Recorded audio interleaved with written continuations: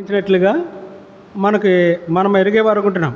అయితే మరొకసారి దేవుని యొక్క మాటలు మన యొక్క గమనమునకు తీసుకుని వచ్చేవకుంటున్నాయి. ప్రియులారా, రక్షించబడిన మనము, లేకపోతే ప్రభు యొక్క జీవము కలిగిన మనము, నిత్య జీవము కలిగిన మనము, ఎప్పుడైతే మనము ఈ పునరుద్ధాన శక్తి, ప్రభు యొక్క పునరుద్ధాన శక్తి మనల్ని అనుక్షణము మనల్ని తాకేదిగా ఉంటుందో, వెంటనే మనము ప్రభు యొక్క బలమును పొందేవారు అనుకుంటున్నాం.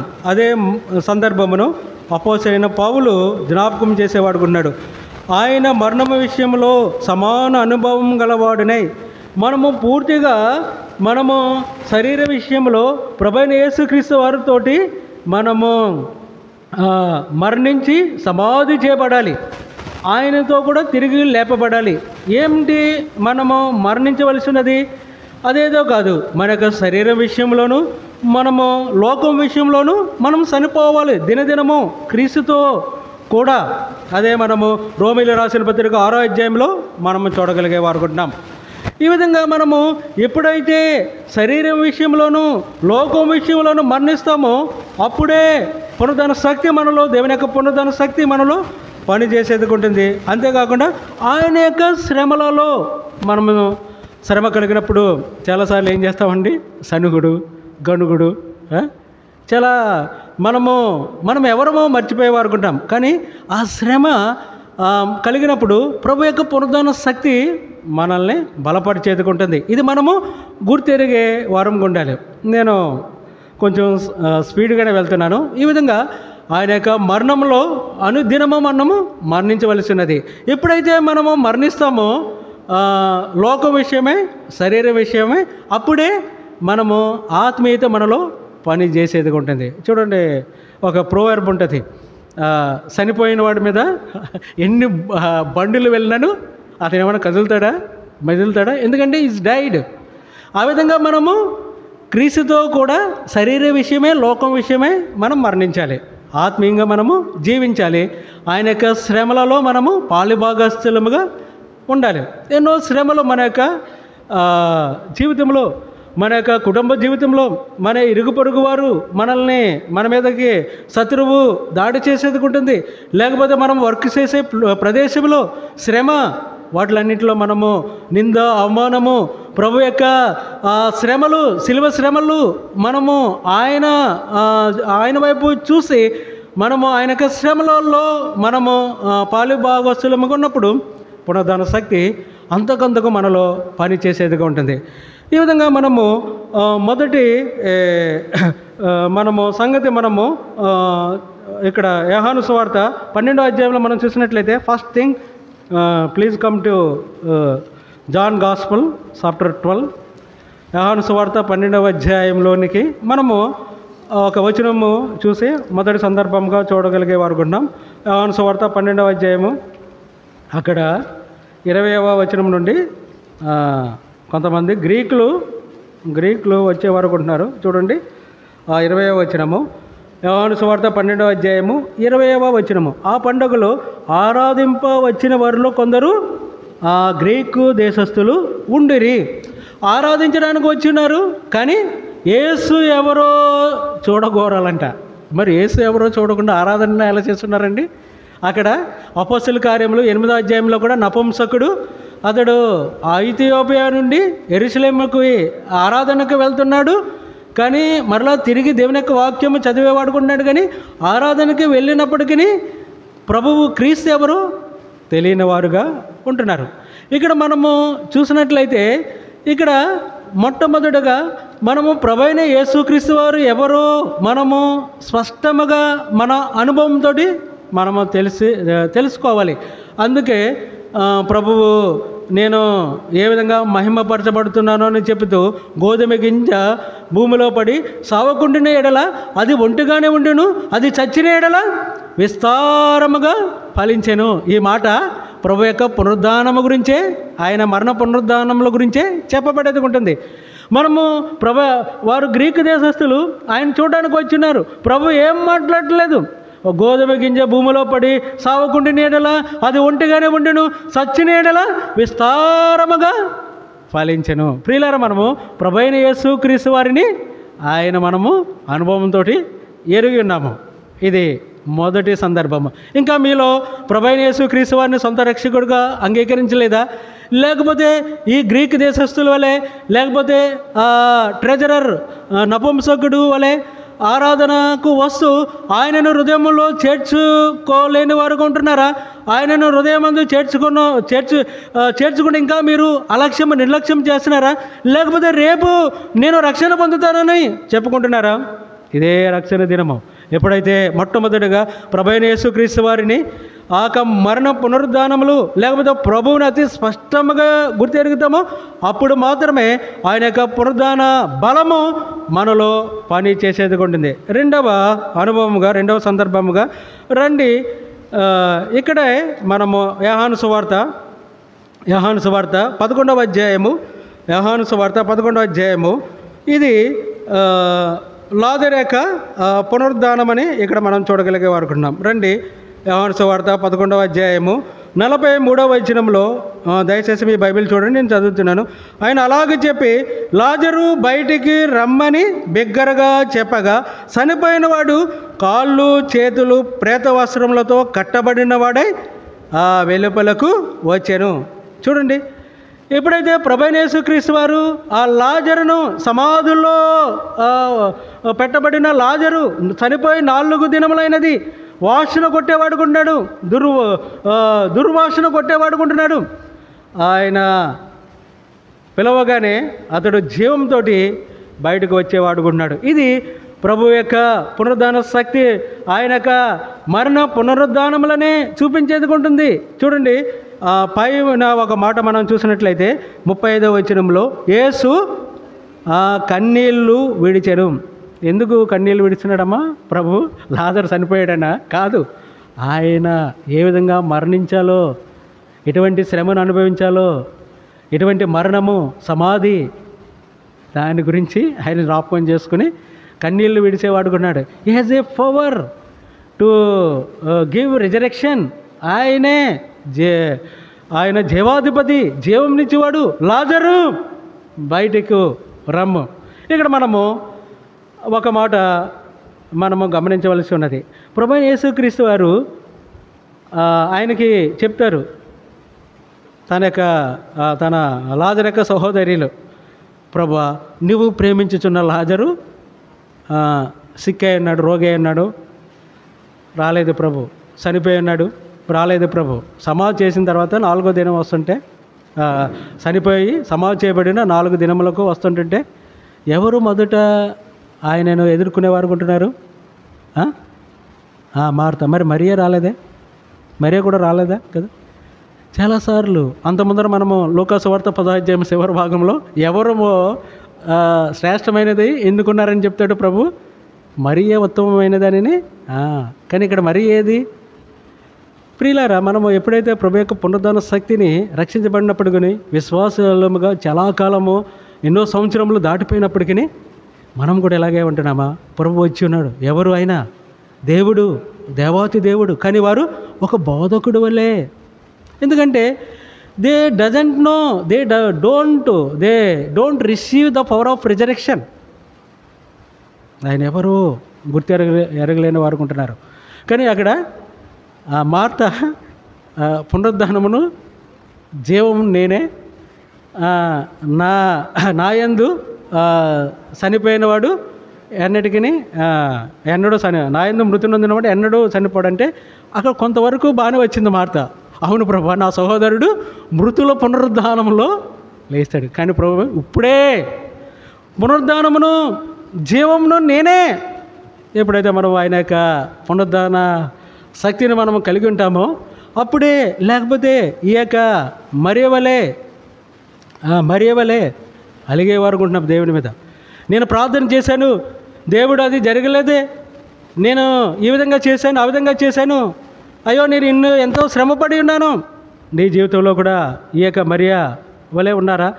లేకపోతే ఏ విధంగా మనము ప్రభు యొక్క పునరుద్ధాన శక్తి ఎప్పుడైతే లాజరు బయటికి రా, అతని యొక్క కట్లు విప్పి పోనిబడి, ఎప్పుడైతే ఆ పునరుద్ధాన కార్యమును వారు కుటుంబంలో చూస్తారో ఇప్పుడు ఏముందామో అందరూ సెటరేట్ అయిపోయారు.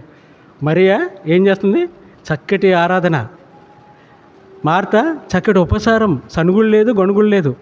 ఎప్పుడూ ప్రభువుని చూసి వెళ్ళిపోయే లాజరు ప్రభువుతోటి భోజన పంక్తులు కూర్చున్న వాడిలో ఒకడు.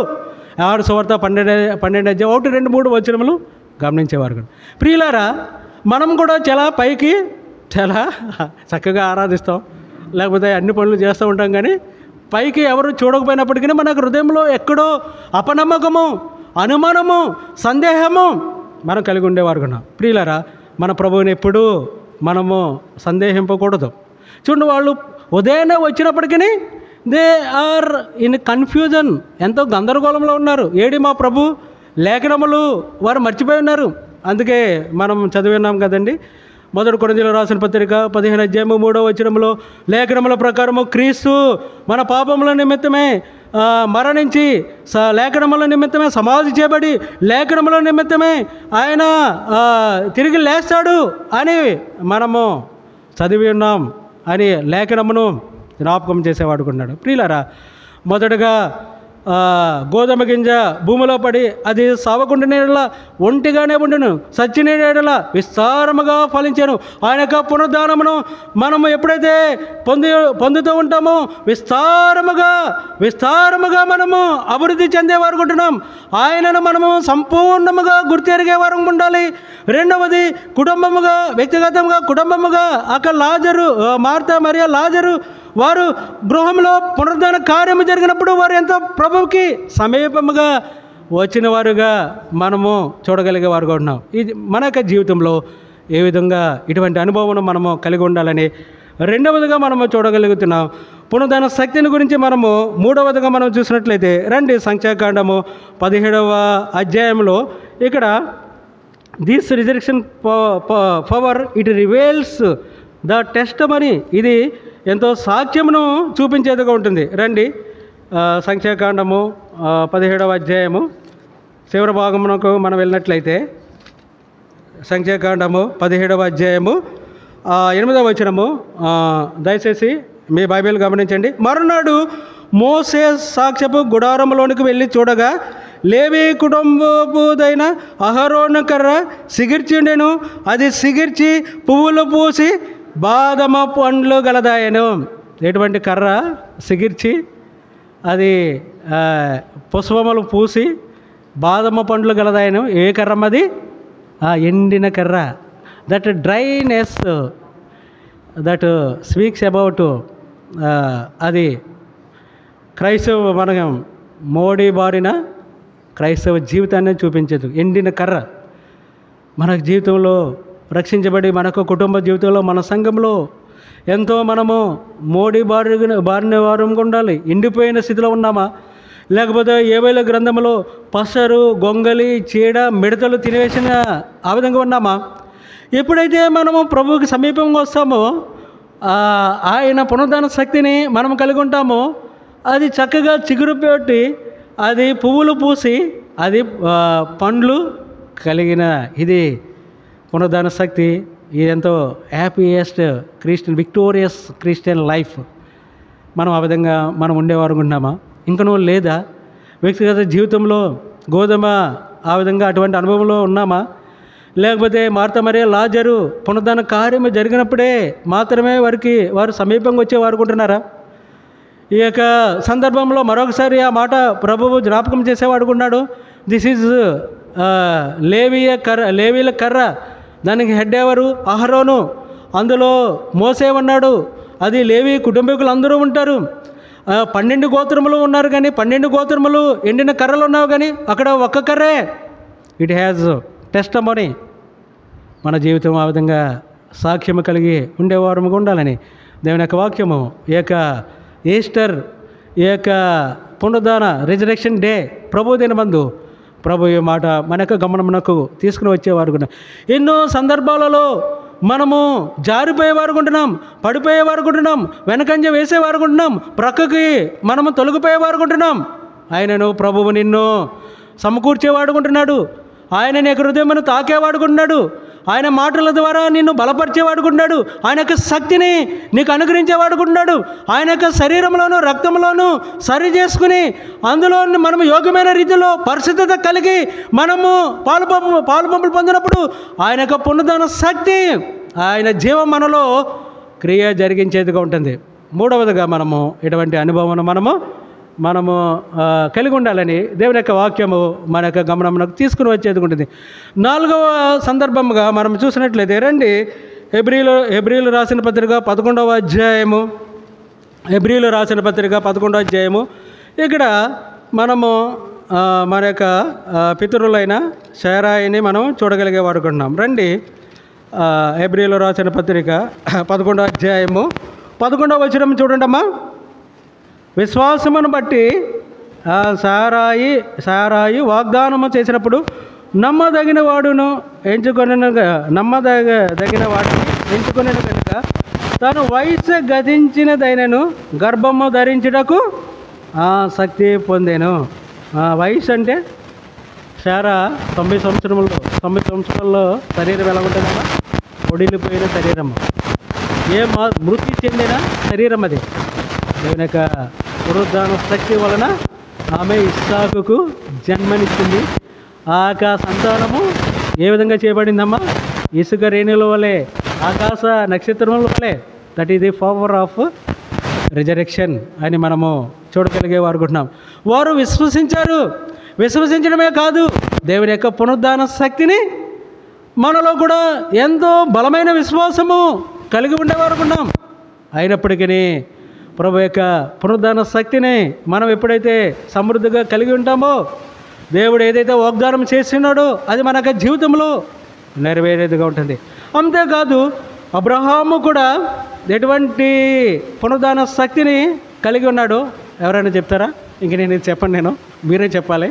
సారాయి ఆమె శరీరము మృతతుల్యమైనది, ఎండిపోయినది. పునరుద్ధాన శక్తి వలన ఇస్సాకుకు ఆమె జన్మనిచ్చున్నది. అబ్రహాము విశ్వాసం ఏమిటి? గట్టిగా చెప్పాలి, నాకు వినపట్టలేదు. చెప్పాలి, మీకు రెస్పాన్స్ కావాలి. మీరు చెప్పట్లేదు అసలు. అబ్రహాము ఏమిటి ఆయన విశ్వాసము? ఓ అబ్రహామా, నీ కుమారుడు ఒక్కగానొక్క కుమారుడిని బలి. ఎవరితో చెప్పలేదు అబ్రహాము, సారాతోటి భార్యతోటి కూడా చెప్పలేదు. విశ్వాసంతో వెళ్ళి ఉన్నాడు. ఎటువంటి విశ్వాసం కలిగి ఉన్నాడు? He has power of resurrection. ఏమిటి? నా కుమారుడు బలికి అంతా సిద్ధం చేసి ఉన్నాడు. కుమారుడిని కట్టెల మీద పండుగ పెట్టి ఉన్నాడు. ఖడ్గం తీసున్నాడు బలి ఇవ్వడానికి. ఏమాత్రమున వెనకంజ వేయట్లేదు. ఎందుకు? అతని యొక్క విశ్వాసం ఏంటి? నా కుమారుడు చనిపోయినప్పటికీ దేవుడు మృతులను సైతము సజీవముతోటి లేపగల సామర్థ్యం గల శక్తి గలవాడు. ఇటువంటి పునరుద్ధాన శక్తి మనము చాలాసార్లు మన యొక్క ఫెలోషిప్లో ఈ పునరుద్ధానమునకు చాలా ప్రాముఖ్యత, ఇంపార్టెన్స్ ఇస్తాం. పునరుద్ధానం లేనిదే మనము ముందుకు వెళ్ళలేం. అనేక సందర్భాలలో మనకు ధైర్యము, మనకు బలము, మనకు విజయము ప్రభు యొక్క పునరుద్ధాన శక్తి. పౌలు అంటాడు, అయ్యో నేను మరణించవలసి ఉన్నదేమో, నేను మరణిస్తాను, బ్రతుకుతామన్న నమ్మకము మాకు లేదు. ఆయన ఆ దేవుని మీదే, మా శక్తి కాదు, దేవుని మీద మేము ఆధారపడి ఉన్నాం. ఓ ప్రియులారా, ఎన్నో సందర్భాలలో ఒకనొక దినమున దావీదు కూడా చెప్పేవాడుకున్నాడు, నాకును మరణమునకును అడుగు దూరము మాత్రమే ఉన్నది. That is the power of resurrection. ప్రభువుని ఎప్పుడైతే మనం ఆశ్రయిస్తామో, ప్రభువుని మనం సమీపిస్తామో, మనం ఒకసారి మర్చిపోయేవారుకుంటున్నాం. మన యొక్క శత్రువు తొందరపాటు కలిగించేది ఉంటుంది, గలిబిలు చేసేది ఉంటుంది. అనేక సందర్భాలలో ఇప్పుడు మనము ప్రభువుని మనము ఆయన యొక్క పునరుద్ధాన శక్తిని మనం విడిచిపెట్టకూడదు. ఇటు రీతిగా ప్రభువు ఈ విధంగా కార్యసాధన చేసేవాడుకున్నాడు. అందుకే ఆయన యొక్క మరణంలో సమాన అనుభవం కలిగి ఉండాలి. మనము క్రీస్తువే కాదు, క్రీస్తు ప్రభుతో కూడా మనము చనిపోయి సమాధి చేయబడి తిరిగి లేవాలి. ఆయన యొక్క శ్రమలలో మనము పాలుభాగస్తులైనప్పుడు అంతకంతకు దేవుని యొక్క పునరుద్ధరణ శక్తి, అంతకంతకు దేవుని యొక్క బలము మనలో కార్యము జరిగించేది కూడా. ప్రియులారా, చాలాసార్లు మనము గమనించలేని వారు ఉంటున్నాం, ఓడిపోయేవారు ఉంటున్నాం, మనం భయపడేవారు ఉంటున్నాం, ధైర్యమును పోగొట్టుకునేవారు ఉంటున్నాం. రండి మనము ఇంకొక 4వ సందర్భానికి మనం వెళ్ళినట్లయితే రండి.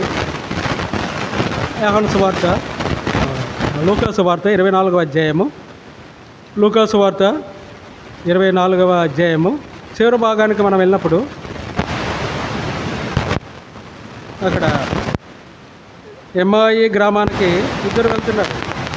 వాళ్ళెంతో అబ్స్క్యూరిటీ, అయోమయంలో ఉన్నట్లుగా మనము చూడగలిగే వారుకుంటున్నాం. అయితే ప్రభువైన యేసుక్రీస్తు వారు ఆయనే వారితో కూడా నడిచేవాడుగా ఉంటున్నాడు. అంతేకాకుండా ఆయన బలపరిచేవాడుగా కూడా ఉంటున్నట్లుగా మనము చూడగలిగే వారుకుంటున్నాం. లూకా సువార్త 24వ అధ్యాయంలో ఇదంతా మనకి తెలుసు. వారు ప్రభువు చెప్పిన మాటలు వారు మర్చిపోయేవారు ఉంటున్నారు. ప్రభు వారికి ఆ లేఖనములు జ్ఞాపకం చేసేవారు ఉంటున్నారు. రండి లూకా సువార్త 24వ అధ్యాయము 24వ వచనం చూడండి, దయచేసి చదవండి ఎవరైనా.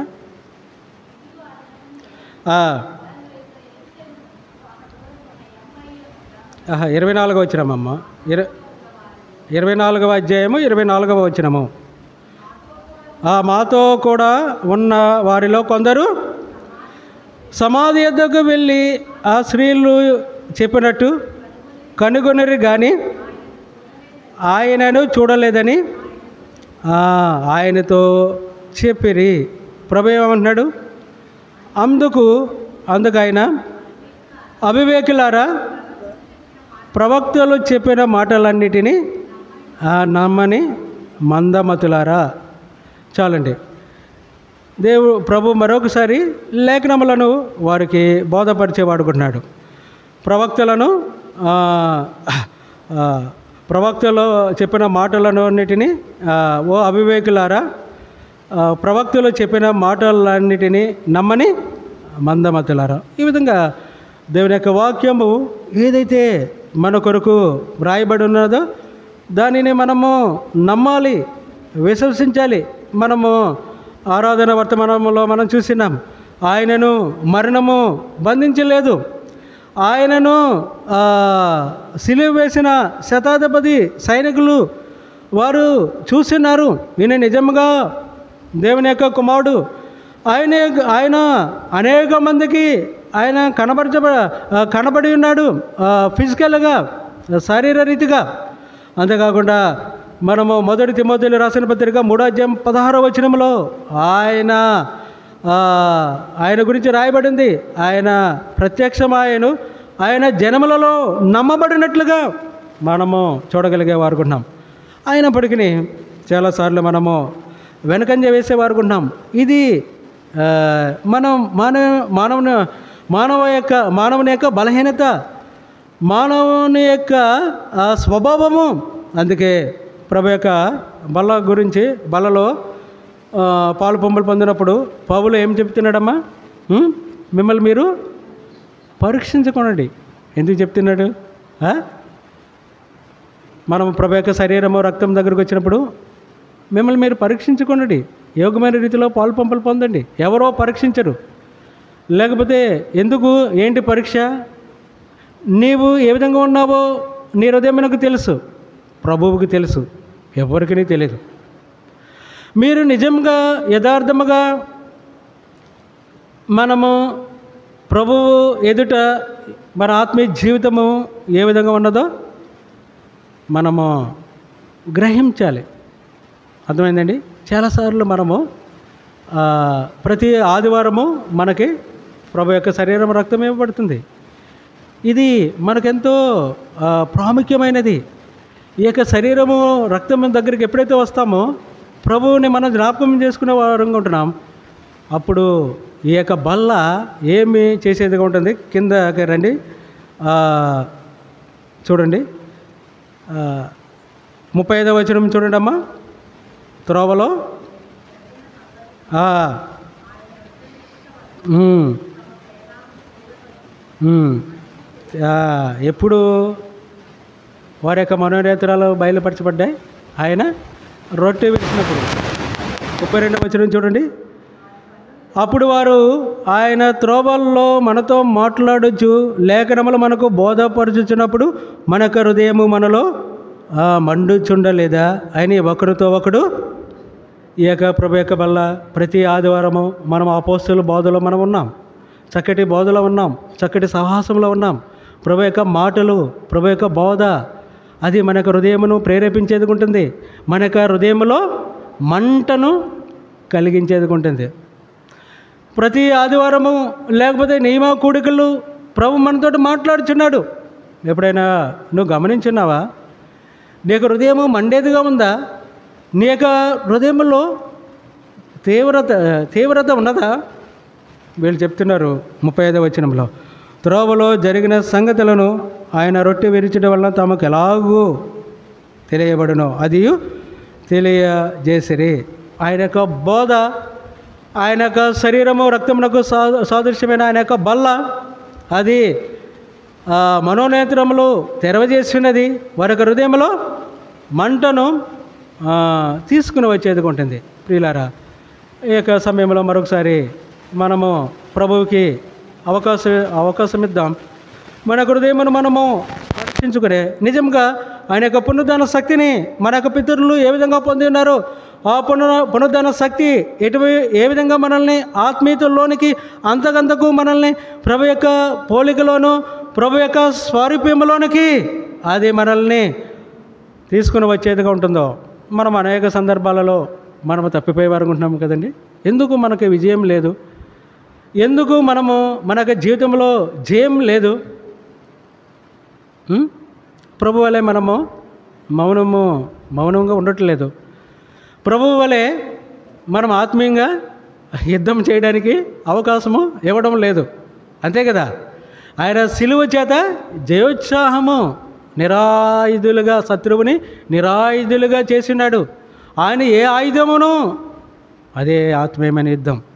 ప్రియులారా, శత్రువు మన మీద వరద వలె పొర్లు ప్రవహించేదిగా ఉంటుంది, గర్జించే సింహం వలె మన మీదకు వచ్చేదిగా ఉంటుంది.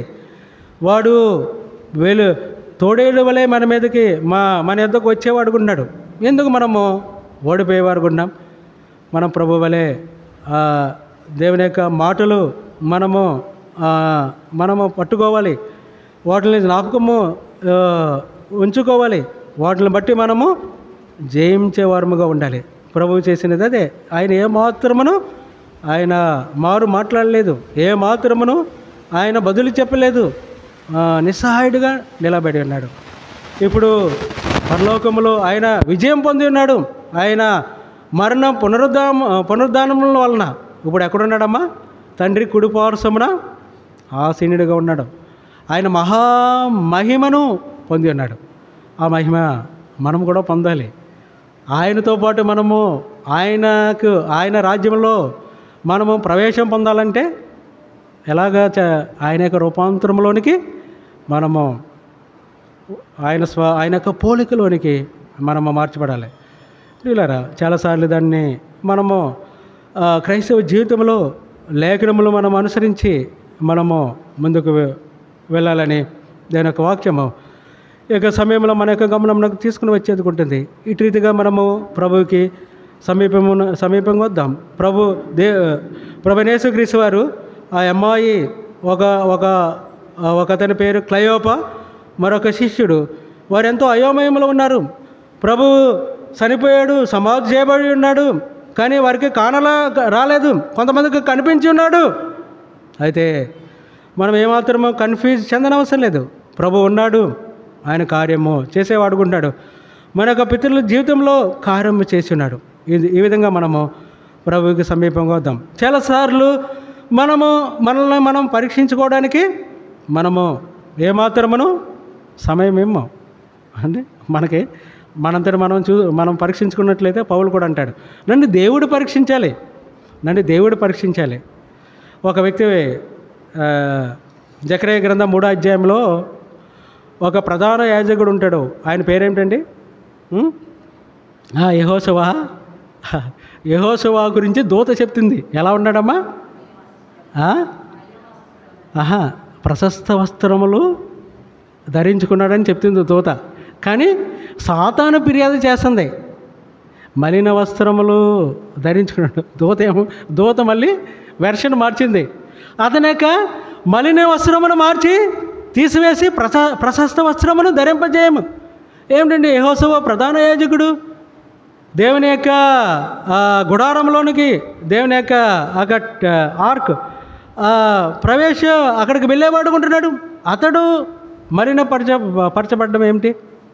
మనము శరీరంతో ఉన్నాం, రక్తమాంసంలో మనం కలిగి ఉన్నాం. మన చూపు, మన యొక్క మాట, మన యొక్క వినికిడి, మన యొక్క ఆలోచనలు ఏదో ఒక రీతిగా మనము పరచబడేవారుకుంటున్నాం. అతని యొక్క మలిన వస్త్రము మార్చండి ప్రశస్త వస్త్రము. ఇప్పుడు ఏం చెప్తుందో దూత, అతడు అంతమందర ఇప్పుడే కొలిమిలో నుండి తీయబడిన వాడుగా ఉన్నాడు కదంటే సాతాను ఫిర్యాదు చేస్తుంది. మనం ఎలా ఉండాలమ్మా? నిజంగా కొలిమిలో పుటము వేయబడిన బంగారము వలె, మేలిమి బంగారం వలె. Are you ready to participate in Lord's table? ఆ విధంగా అటువంటి పరిశుద్ధత, అటువంటి మేలిమి బంగారము స్పీక్స్ అబౌట్ డివినిటీ, దైవత్వమును చూపించేది ఉంటుంది. మనం ఎవరమ్మా? మన దేవుడు అమరత్వము గలవాడు. మనం రక్షించబడిన మనకి ఆయన కూడా వీఆర్ ఆల్సో ఇమోర్టల్, అమరులనుగా మనల్ని చేస్తున్నాడు. ఆయన రాజ్యంలో ప్రవేశం అంటే మనం అమరత్వం కలిగిన వారమే కదా. ఆయనతో కూడా మనం జీవిస్తామంటే మరి మనము ఆయన వలె పరిశుద్ధత కలిగి ఉండొద్దా? ఆయన వలె మనము డివినిటీ, దైవత్వము, ఆయన కుమార్తెలము. ఈ విధంగా మనము ప్రభు మనకి ఈ మాటల్లో ఎంతో ప్రేమతోటి, జాలితోటి ఈ విధంగా నా స్వారూప్యంలోనికి రండి అని మరొక ఆహ్వానము మనకి ఇచ్చేవాడుకుంటున్నాడు. మరొక అవకాశము ఆయన యొక్క శరీరంలోనూ ఆయన యొక్క రక్తంలోనూ చేవేయడానికి. ఆయన శరీరము, ఆయన రక్తము ఎన్నటెన్నటికి పరిశుద్ధమైనది. Are you ready to participate with holiness? మన జీవితంలో ఉండవచ్చు తీసి పారవేయవలసినవి, తీసివేసుకో. అది నీకు తెలుసు, నీ హృదయంకు తెలుసు. ప్రభు అదే చెప్తున్నాడు. నిన్ను అందులో పాలు పంపులు పొందవద్దని చెప్పట్లేదు ప్రభు. నువ్వు సరి చేసుకుని యోగమైన రీతిలో. ఎవరు చెప్తారండి? నువ్వు మానవుడివే, నాకు తెలుసు నీ బలహీనత. అయినప్పటికీ ఈ విధంగా నువ్వు పాలు పంపులు పొందినప్పుడు నీలో ఆయన యొక్క పునరుద్ధాన శక్తి, ఆయన జీవము పొల్లు ప్రవహించేదిగా ఉంటుంది. యెషయా గ్రంథంలో అది నా శాంతి నది వలె ప్రవహింపజేస్తాను అంటున్నాడు. నది ఎలా ప్రవహిస్తుందమ్మా? నది ఎలా ప్రవహిస్తుంది? వరద వచ్చినప్పుడు చూసారు ఎప్పుడైనా? దానికి ఎవరు అడ్డుకట్ట వేయలేరు. దానికి ఎవరు అడ్డుకట్ట ఆటంకము అది ఏది అడ్డు పెట్టినప్పటికీ అది దట్ రివర్ ఇటు ఓవర్ఫ్లో అది పొర్లు ప్రవహించేదిగా ఉంటుంది. అది ప్రభు చెప్పేవాడుకున్నాడు. ఆయన యొక్క సంతోషము అంత పొర్లు ప్రవహించేదిగా ఉంటుంది. ప్రభు ఇచ్చే శాంతి, సమాధానము, సంతోషము, నెమ్మది అది మనం పొందలేకపోవచ్చు నా క్రైస్తవులముగా. కానీ దేవుడు వాగ్దానం చేసేవాడుకుంటున్నాడు చాలా. అయితే మనం ఏదేమైనప్పటికీ విశ్వాసంతో మార్త, మరియ, లాజరు వారి కుటుంబంలో అక్కడ కన్నీరు ఉంది, అక్కడ వేదన ఉంది, అక్కడ మరణం ఉంది. దానిని దేవుడు, ఏ పునరుద్ధాన శక్తి గల దేవుడు ఏం చేశాడమ్మా? ఎంతో మధురముగా మార్చివేసినాడు. ప్రియులారా, ఏది కూడా మనల్ని మనం భరించలేనంత శ్రమను, శోధన అయినా మనకు అనుగ్రహించడం. అఫ్కోర్స్ మార్తా మరియ వాళ్ళు అంత మనకి అనుగ్రహించినట్లయితే ఎప్పుడైతే నేను ఆయన యొక్క శ్రమలో పాలు భాగస్తునవుతానో ఆయన యొక్క పునరుద్ధాన శక్తి అంతకంతకి ఇది పునరుద్ధాన యొక్క శక్తి యొక్క రహస్యము, సీక్రెట్ పవర్ ఆఫ్ రిజరెక్షన్. మనము అనుక్షణము ఉదయకాలమే చాలినంత పునరుద్ధాన శక్తిని మనం ఎన్ని గంటలకు లేస్తామమ్మా? Praise lot. నేను ఒక కొన్ని సంవత్సరాల నుంచి దేవునికి ఉదయాన్నే లేచి నమ్మకంగా ప్రార్థన కలిగి ఉన్నాను. ఉదయాన్నే లేచి 1-2 గంటల ప్రభువులో ప్రార్థనలో గడుపు, ప్రభుతోటి సహవాసం చేయి, communicate with our Lord Jesus Christ. At the time he will supply is resurrection power entire the day. ఆ దినానికి సరిపడినంత, సాలినంత పునరుద్ధాన శక్తి, that power, that resurrection power flow, over flow, అదే ఒడిగా ప్రవహించే నది వలె మన శాంతిని. చాలాసార్లు నిజంగా మన యొక్క జీవితంలో, క్రైస్తవ జీవితంలో శాంతి, సమాధానము, నెమ్మదిని మనము కలిగి లేని వారు ఉంటున్నాం. ఎప్పుడు విచారంగా.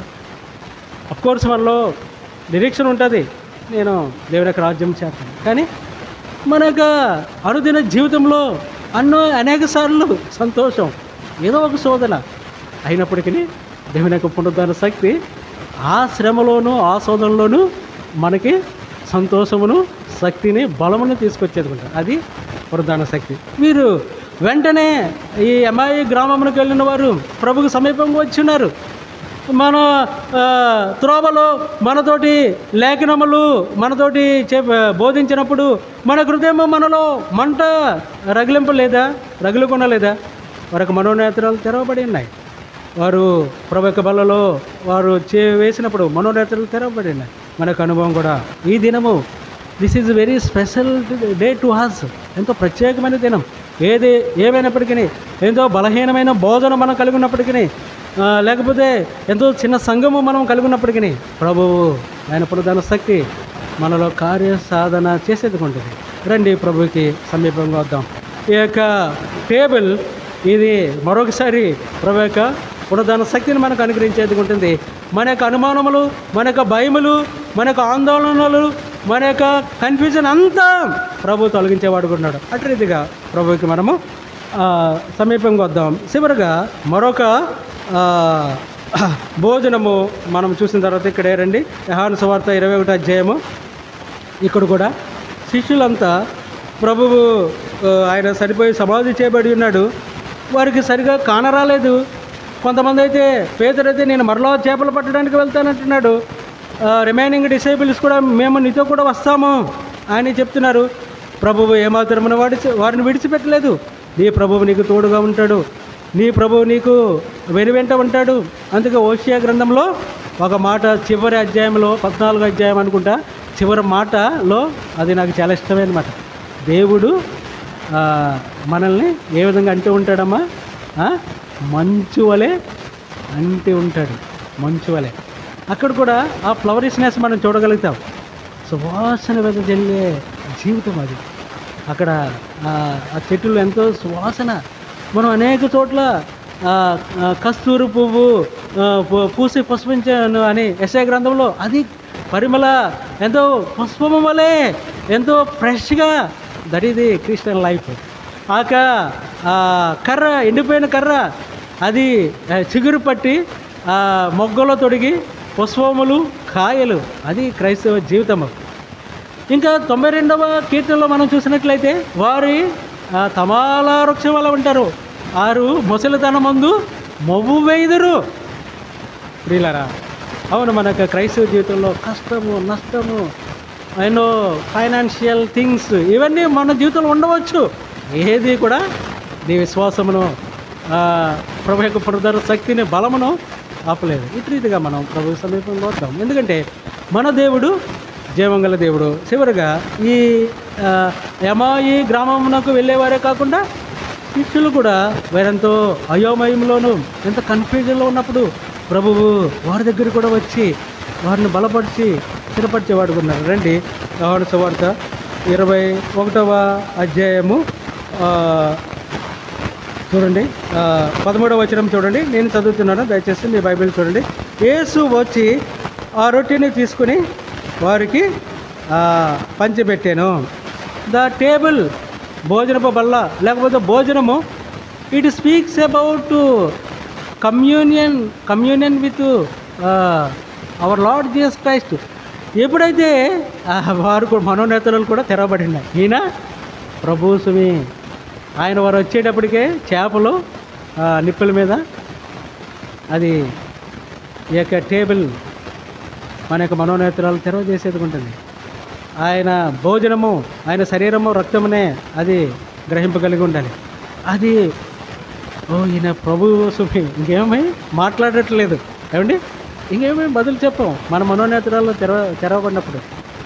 ఇంకా మనము ఏమాత్రం ఇప్పుడు అంటున్నాడు, ప్రభు చెప్తున్నాడు, పేతురు నేను మరలా చేపలు పట్టడానికి వెళ్తానన్నాడు కదా. పేతురు నువ్వు నన్ను ప్రేమిస్తున్నావా? పేతురు నువ్వు నన్ను ప్రేమిస్తున్నావా? పేతురు నువ్వు నన్ను ప్రేమిస్తున్నావా? మనకెంతో ఆశ ఉండొచ్చు ప్రభు కొరకు జీవించాలని. నాకు ఆశ ఉంది ప్రతిదినము దేవుని కొరకు జీవించాలని. కానీ మనకెన్నో భూమి మీద ఆటంకములు కలిగి ఉండొచ్చు. ప్రభువుకి తెలుసు, ప్రభు నేను నీతో కూడా సావలసి వచ్చినా సస్తాను. అవును, that is challenge of our Christian life. అవును, మనం సిద్ధంగానే ఉన్నాం. కానీ ప్రభు తెలుసు మన బలహీనతలు. పేతురు నువ్వు ముమ్మారు బొంకుతావు. బొంకాడు, ఏడుస్తున్నాడు. ఇప్పుడు ఇక్కడ ఇదొక special revolution of lord Jesus Christ అంటూ పీటర్. ఇప్పుడు ఎన్నో ప్రత్యక్షతలు కలిగి ఉన్నాయి కదా. పేతురు నువ్వు నన్ను ప్రేమిస్తున్నావా? పేతురు నువ్వు నన్ను ప్రేమిస్తున్నావా? పేతురు నువ్వు నన్ను ప్రేమిస్తున్నావా? ఇప్పుడు పేతురు విరవబడ్డాడు, హృదయం నలిగిపోయింది. ప్రభు నీకే తెలుసు, నేను ఇంక చెప్పను, నేను ఇంక మాట్లాడను, లేకపోతే ఎన్నో చెప్తాం. అవునా కదండి? దేవుడు ప్రత్యక్షం కాకపోతే ఎన్నో చెప్తాం. యోబు కూడా చెప్తాడు, నన్ను దేవుడు అన్యాయపు తీర్పు తీర్చాడు. ఈ బ్రాట్ హిజ్ సెల్ఫ్ రైచియస్నెస్, స్వనీతిని తీసుకొని వచ్చేవాడు. స్వనీతి క్రైస్తవులు మనం కాదా? మరియా మార్తాల వలె మనము సనుగుడు గనుగుడు లేదా, కోపగించుకోవట్లేదా ప్రభు మీద?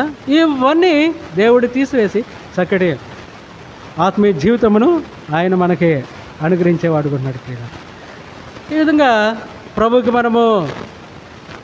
మనము సమీపంగా రావాలని ప్రభువు ఈ విధంగా ఎప్పుడైతే పేతురు ఆ విధంగా ఆత్మీయంగా నలగొట్టబడ్డాడు, ఇరగొట్టబడ్డాడు, హృదయం నలిగిపోయినది. ఎప్పుడు పశ్చాత్తాపము మనలో వస్తుంది. యోబు చక్కటి ఆరాధన కలిగి ఉన్నాడమ్మా. అవునా కదా? సాతానే సిగ్గుపరచబడి ఉన్నది. సాతానే దేవుని దగ్గరికి వెళ్తే, చూసావా నా దాసుడా, నా సేవకుడైన యోబు, అతడు నీతిమంతుడు, యథార్థవర్తనుడు, చెడుతనమును అసహించు.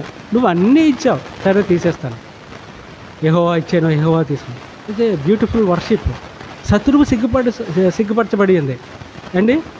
ప్రభువైన యేసుక్రీస్తు వారు శిలువ విజయోత్సవం కాదు, అక్కడ ఒక సామాన్య మానవుడే సాతానుని ఓడించాడు, పారిపోయింది.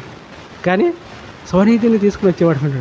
42వ అధ్యాయం 5వ వచనంలో అవసరం లేదు. ప్రభువు ప్రత్యక్షమైనప్పుడు ఏమన్నారు?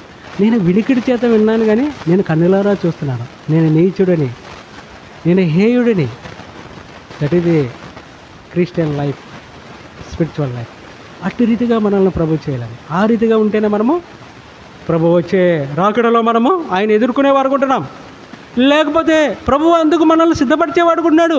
ప్రియులారా, ఈ విధంగా ఇంత జాలిగల మాటలు, ప్రేమగల మాటలు, ఆయన ఎంతో ఓదార్చేవాడుకుంటాడు. నేను నీకు తోడుగా ఉంటాను, నీతో కూడా నేను నడుస్తాను. ఆ ఎమ్మాయి గ్రామంలోకి యేసు వారితో కూడా త్రోవలో నడిచాను. శిష్యులు పేతురు అపోస్తలులు ఎంతో దుఃఖంలో ఉన్నారు, బలపరుస్తున్నాడు. పిల్లలారా, తినడానికి ఏమైనా ఉన్నదా? ఎటువంటి సంబోధన? నిన్ను కూడా అదే రీతిగా, అమ్మా, పిల్లలారా, చిన్నపిల్లలారా, నా కుమారుడా. This is the calling of God. దేవుడు నేను పిలుస్తున్నాడు. మన హృదయం సరి చేసుకుందాం. ఇదిగా ప్రభు యొక్క బల్ల ఎటువంటి యోగ్యమైనదో, ఎటువంటి ప్రశస్తమైనదో, ఎటువంటి ప్రత్యక్షతను మనకు అనుగ్రహించేది ఉంటుందో, ఏ విధంగా మన యొక్క మనోనేత్రాలను తెరిచేది ఉంటుందో మనము సరి చేసుకుందాం. రండి, మోకాళ్ళ మీదకు వద్దాం. ఎవరి వైపు చూడొద్దు, కళ్ళు మూసుకోండి. నీ ప్రభువు నిన్ను చూస్తున్నాడు. నీ హృదయం ఆయనకు తెలుసు. ఆయన యొక్క వాక్యపు వెలుగులో మనల్ని మనం పరీక్షించుకుందాం. చివరిగా ఒక చిన్న మాట, అంకుల్ కోపం వస్తుందేమో. మనం తెలుసు ప్రకటన గ్రంథంలో అక్కడ ఏం రాయబడి ఉందమ్మా? సంఘం గురించి దేవుడు ఏం చెప్తున్నాడు? నువ్వు దౌర్భాగ్యుడువు, నువ్వు దిక్కుమాలిన వాడువు, నీవు దరిద్రుడువు. కానీ నువ్వేమనుకుంటున్నావు? నేను ధనవంతుడిని, నేను అన్నీ వృద్ధి చేసుకున్నాను. అది మన యొక్క వెర్షన్. కానీ ప్రభు ఏం చెప్తున్నాడు? మనం ఎలాగున్నామో ప్రభుకు తెలుసు. ఆయన మాట ప్రకారం మనకు విధేయత చూపు. ఆయన పుటమైన బంగారం వల్లే చేస్తాడు. తెల్లని వస్త్రము స్పీక్స్ అబౌట్ హోలీనెస్. పరిశుద్ధత కావాలి, దైవత్వం కావాలి. ఆయన రాజ్యంలో మనం ప్రవేశించాలి. ఎందుకంటే ఆయన యొక్క రాజ్యము అది పరము నుండి దిగి వచ్చేది ఉంటుంది, నూతన యెరూషలేము. అందులో పాపమునకు మాలిన్యమునకు ఏ మాత్రమును చోటు లేదు. ఈ భూమి మీదే నేను ఆ విధంగా చేయాలని ప్రభువు నిన్ను రక్షించి ఉన్నాడు. అందుకొరకు నీ కొరకు ఆయన ప్రాణము పెట్టి ఉన్నాడు. ఈ విధంగా మనం ప్రభుకు సమీపంగా వద్దాం. యోగ్యమైన రీతిలో ప్రభు యొక్క బలలో మనం పాలు పంపులు పొందుతాం.